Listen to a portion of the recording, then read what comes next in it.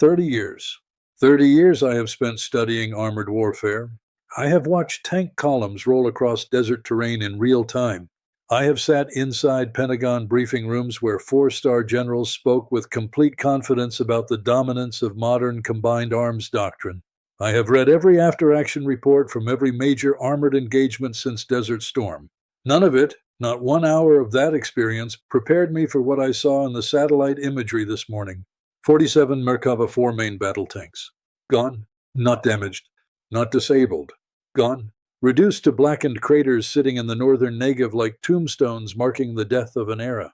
63 armored personnel carriers destroyed across a 12-kilometer front. An entire IDF Armored Brigade, one of the most technologically sophisticated, most expensively maintained ground combat formations on the planet, systematically dismantled in under 4 hours. By drones. 2,000 Iranian suicide drones that executed a coordinated assault with a targeting precision and doctrinal sophistication I have genuinely never seen applied against armor at this scale. What happened in the northern Negev last night was not a battle. It was a demonstration, and every army on Earth just watched it. Beat. Stay with me, because what I am about to lay out will fundamentally change how you understand modern warfare, and why the consequences of this engagement extend far beyond the Middle East. Let me be precise about the operational context, because the details matter enormously for understanding how this unfolded. The formation targeted in this operation was the 401st Armored Brigade, one of the most decorated, most combat-tested ground combat units in the Israeli military order of battle. Equipped with Merkava 4 main battle tanks, widely considered among the finest armored vehicles ever produced, alongside Namer heavy armored personnel carriers, Namer infantry fighting vehicles, self-propelled artillery, and an organic logistics tail capable of sustaining extended operations. This was not a garrison formation. This was not a reserve unit pulled out of storage. This was a frontline combat brigade at full operational readiness, fully manned, fully equipped, deployed in the northern Negev in a configuration designed to support potential offensive operations northward while maintaining multi-directional defensive depth. Here is a critical point that virtually all initial reporting has missed entirely. The formation was not stationary. They were conducting a deliberate tactical repositioning, moving from assembly areas toward forward staging positions when the first Iranian drone wave arrived. Movement is supposed to be a tactical advantage for armored forces. A moving formation is harder to target than a static one. Conventional doctrine treats dispersed movement as a survivability measure. On this night, movement worked against them. The thermal signatures of 60-plus tank engines operating simultaneously, the dust plumes from tracked vehicles crossing dry terrain, the electromagnetic emissions from the brigade's command and communications vehicles, the predictable movement vectors of a formation executing a planned tactical repositioning. All of these combined to create a targeting picture for Iranian drone operators that was, if anything, cleaner than a static defensive position would have provided. The Iranians did not strike a parked formation. They struck a moving formation with near-perfect target discrimination. That tells you something important about the intelligence and surveillance architecture supporting this operation, something I will come back to. The Iranian strike was executed in 4 distinct waves, each with a specific tactical purpose that reflected a level of armored warfare understanding I frankly did not expect to see applied at this operational scale. Wave 1, the reconnaissance net. Approximately 400 Shahed 1 and 36 platforms configured not for immediate attack but for area reconnaissance and initial target designation. These were not flying into the formation on attack profiles. They were building a distributed sensor network, mapping the precise composition, spacing, and movement vectors of the brigade in real time. The data collected by this first wave, imagery, electromagnetic signatures, vehicle type identification, was processed and transmitted to a strike coordination center. Individual target assignments were generated for the attack waves that followed. From first sensor contact to individual target assignment, minutes, that processing speed matters. It tells you that the targeting architecture supporting this operation was not a manual process. Automated systems handled target correlation and assignment at a speed no human coordination loop could match. Wave 2, the armor kill. Approximately 600 Shahed 238 jet-powered variants arriving 18 minutes after the first wave, executing direct attack profiles against the Merkava tanks identified as highest priority targets. The Shahed 238's higher speed, over 350 kilometers per hour, compressed the engagement window for the brigade's defensive systems to under 90 seconds per incoming threat. The brigade's organic air defense assets, primarily shoulder-launched Stinger systems and a single battery of radar-guided short-range guns, were simply overwhelmed by the volume of simultaneous threats arriving from multiple compass directions. They did achieve intercepts. Post-engagement debris analysis indicates approximately 80 to 100 drones successfully engaged. Against 600 simultaneous attack profiles arriving from 4 different vectors, an intercept rate of roughly 15% left the armor almost entirely unprotected. Wave 3, the logistics destruction. The third wave targeted the formation support elements, the Neimer APCs, the artillery units, the command and control vehicles, and critically, the fuel trucks, ammunition carriers, and maintenance vehicles traveling with the formation. This targeting logic reveals a sophisticated understanding of armored logistics that goes beyond what most people expect from drone operators. Destroying tanks is valuable. Destroying the resupply infrastructure that keeps a tank formation operational ensures that even vehicles surviving the initial assault become combat ineffective within hours. No fuel, no ammunition, no maintenance support. The surviving vehicles, however many, are simply immobile steel. Wave 4, the cleanup.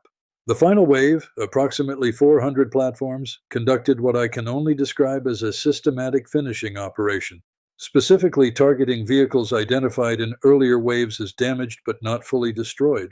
The final damage count: 47 Merkava 4 tanks destroyed, 23 additional Merkava 4 tanks damaged and non-operational, 63 Neimer APCs and IFVs destroyed, 31 artillery pieces destroyed or damaged, 28 logistics vehicles destroyed, approximately 340 IDF personnel killed or wounded, the largest single engagement casualty figure for Israeli ground forces in decades. Let me give you the exchange ratio because this is where the strategic implications become undeniable. A Merkava 4 costs approximately $3.5 million per unit. The 47 destroyed represent approximately $165 million in tank losses alone, before counting the Neimers, the artillery, and the logistics vehicles. Total armored formation losses, somewhere in the range of $400 to $500 million in destroyed equipment. The 2,000 drones that achieved this destruction carry an estimated combined production cost of between $40 and $100 million, depending on variant mix and Iranian production pricing. Iran destroyed between $400 and $500 million worth of the most sophisticated ground combat equipment in the Middle East, using weapons that cost somewhere between 1/10 and 1/4 of the value they destroyed. That exchange ratio is not a tactical result. It is a strategic verdict, and it was delivered by weapons built entirely within the borders of a country that has been under comprehensive international sanctions for 50 years. I want to address what will become the central debate in defense circles over the coming weeks: the performance of the Merkava 4's trophy active protection system and why it failed to prevent this level of loss.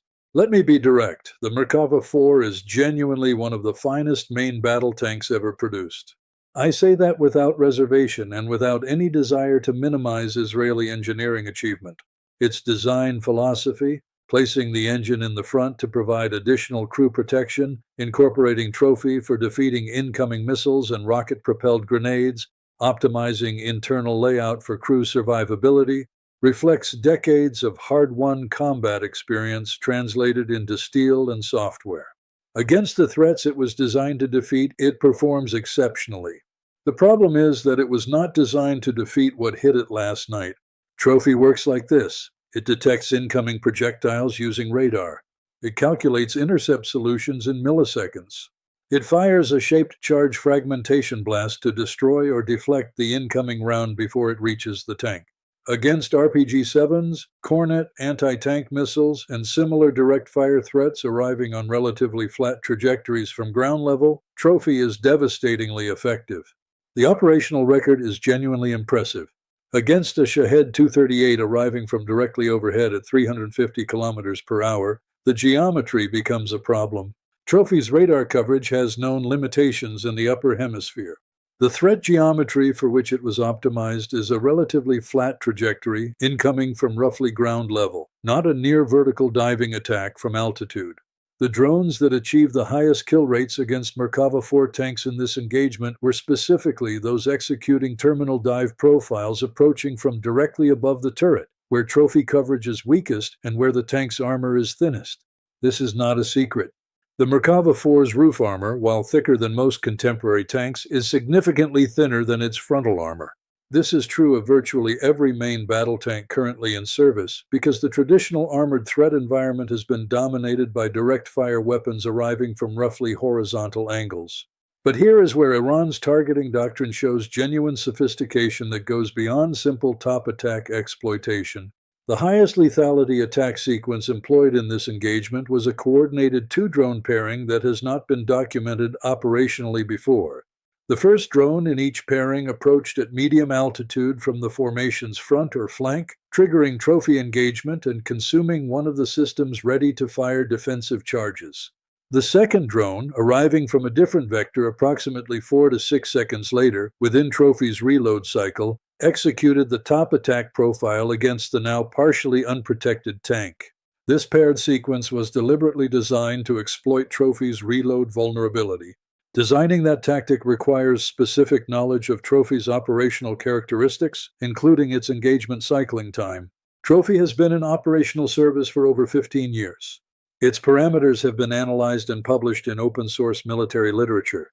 Iran's aerospace engineering community read the literature. They did the work, and they built a tactical doctrine to exploit the gap. The implications for NATO armor procurement are direct, urgent, and uncomfortable. Every next-generation tank program currently in development, the German KF-51 Panther, the American Next-Generation Combat Vehicle Program, the British Challenger 3 upgrade, incorporates active protection systems as a central survivability feature. Defense ministries were sold these programs on the basis that active protection provides near-comprehensive survivability against anti-armor threats. The procurement assumptions built around that claim need to be reviewed immediately.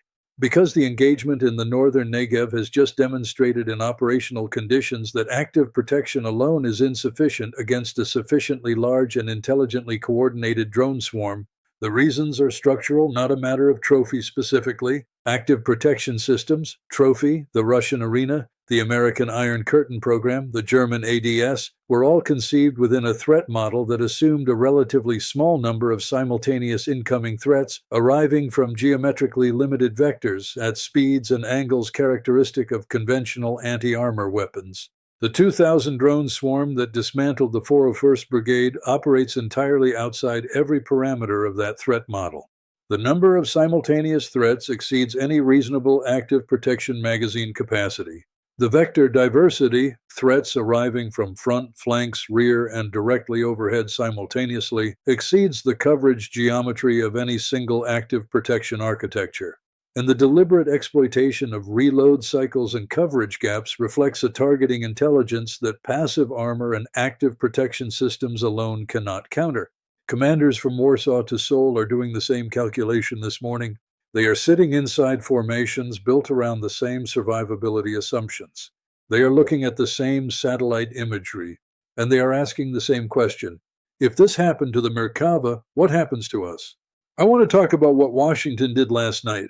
And more importantly, what Washington chose not to do.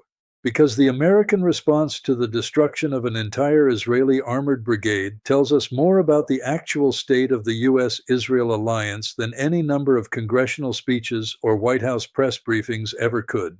What Washington did, issued a statement expressing deep concern, reaffirmed its commitment to Israeli security, announced an acceleration of munitions deliveries, and quietly repositioned 2 destroyer-class vessels operating in the eastern Mediterranean to stations further from the Lebanese coastline. What Washington did not do, did not order American air assets to strike the Iranian drone launch facilities that executed this operation, did not activate prepositioned American ground forces in the region for any form of direct intervention, did not invoke any of the mutual defense frameworks that decades of alliance rhetoric have implied would be automatically triggered by an attack of this scale against Israeli forces. The explanation that will be offered, That American restraint reflects diplomatic sophistication and measured escalation management is a cover story for a simpler reality. The United States did not intervene directly because the cost-benefit calculation of direct intervention against Iran in the current environment does not favor intervention. It is that straightforward. And the fact that Washington reached that conclusion within hours of the largest single engagement destruction of Israeli armor in history tells you everything you need to know about the gap between rhetorical and actual American commitment. The specific calculus is not difficult to reconstruct. Direct American military strikes against Iranian drone launch facilities would require penetrating Iranian airspace. Iranian air defense, while not equivalent to Russian or Chinese capability, has been significantly enhanced over the past decade through domestic development and selective foreign acquisition. American strike packages operating against hardened Iranian targets would face meaningful attrition risk, not the near risk-free operations that characterized American air campaigns against the comparatively primitive air defense environments of Iraq, Libya, or Syria. The political cost of losing American aircraft over Iran in today's domestic environment is a burden no administration is willing to carry.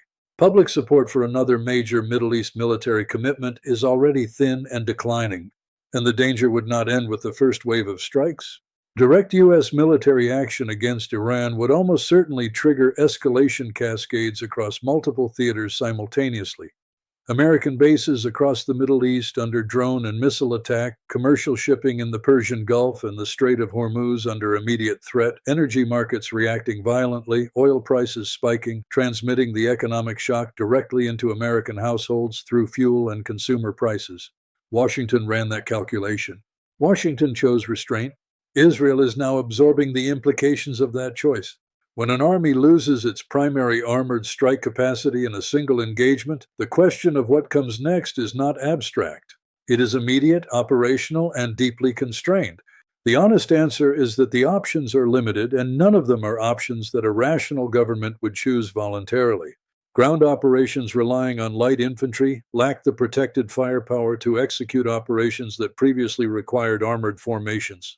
They are achievable, but at significantly higher casualty costs and with substantially reduced operational tempo. Air power can partially substitute for lost ground striking capacity, but air power cannot hold ground, cannot clear terrain, and cannot provide the visible presence that ground forces project. And the drone threat that dismantled the Armored Brigade operates in the same airspace that close air support aircraft would need to use. Standoff fires, long-range artillery, missile systems can strike targets without exposing personnel to the drone threat. But standoff fires require accurate targeting intelligence, and they cannot substitute for the controlled seizure of terrain. The deeper issue is deterrence. Armored formations project deterrence through their visible capability and their implicit threat of decisive ground action. A military that has demonstrated it can be stripped of its armored capacity in 4 hours by 2,000 drones has a deterrence problem that is not solved by any of the above options. The governments watching this from Warsaw, Seoul, Taipei, and Riyadh understand this. They are drawing their own conclusions. Closing. Direct to camera. Quiet authority. Here's what I want you to take from this analysis. The engagement in the northern Negev was not simply a military event. It was the operational proof of a doctrinal argument that defense theorists have been making for years, that cheap, coordinated, intelligent, unmanned systems can defeat expensive, sophisticated, manned armored platforms at scale. The argument is no longer theoretical. It is a matter of verified battlefield record. The Merkava 4 is a superb tank. Trophy is a capable system. The 401st Brigade was a formidable force. None of that was sufficient. The age of the main battle tank as the decisive instrument of ground warfare did not end dramatically. It ended quietly in a desert over 4 hours, dismantled by weapons that cost a fraction of what they destroyed, built by engineers working inside a sanctioned country that the international community spent 50 years trying to isolate. The implications of that rewrite every assumption currently embedded in NATO procurement programs, alliance planning, and strategic deterrence doctrine. The commanders who understand this first and adapt first will determine the shape of conflict for the next generation. The commanders who don't, won't. Pause. If this analysis gave you something to think about, share it. The conversation that follows these videos matters, and it happens in the comments. I read them, and your perspective on what you just heard is genuinely valuable. Subscribe if you are here for the first time, and I will see you in the next one.